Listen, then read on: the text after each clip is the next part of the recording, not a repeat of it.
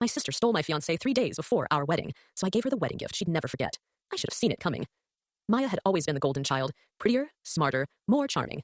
Growing up, she borrowed my clothes, my friends, and eventually my boyfriends. When I was 16, she convinced my crush Tommy to take her to prom, instead of me. When I was 22, she moved in with my college boyfriend while I was studying abroad.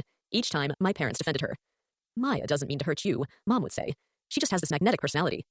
But I thought Jake was different. We'd been together for 4 years, engaged for 8 months. He loved how I made him laugh during his worst kitchen disasters, how I supported his dreams of opening a restaurant with my savings, how I believed in him when his own family called him a failure.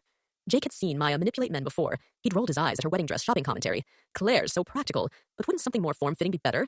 He'd laughed when she accidentally spilled wine on my engagement photos, claiming the lighting made me look washed out. The rehearsal dinner was perfect. Jake squeezed my hand under the table while my father gave his speech about finding your person, about how proud he was to welcome Jake into our family. Maya sat across from us, radiant in her sapphire bridesmaid dress, toasting our happiness with champagne, and that smile I'd trusted my whole life. She even teared up during my maid of honor speech about sisterly love, about how we'd supported each other through everything. To Claire and Jake, she'd said, raising her glass, may you always choose each other first. 2 nights later, I couldn't sleep. Wedding nerves, I thought. Our big day was in 18 hours. I'd already laid out my dress, confirmed the final head count with the caterer, and double-checked that the rings were safely tucked in Jake's best man's pocket. I decided to surprise Jake with coffee at his apartment, our last morning as an unmarried couple. My key turned in his lock like it had hundreds of times before. I found them in his bed. My sister, my fiancé. The white silk lingerie I'd bought for our honeymoon tangled around her ankles. The engagement ring I'd watched him save for gleamed on the nightstand next to empty champagne glasses. Maya saw me first.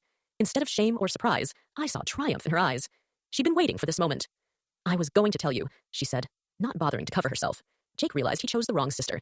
Jake stammered apologies about it just happening, about being confused, about still loving me somehow, but Maya cut him off with a laugh that chilled my blood. Stop pretending you're sorry, she said. We've been planning this for months. Tell her about the hotel room in Vegas. Tell her about Christmas when you said my name in your sleep. Months.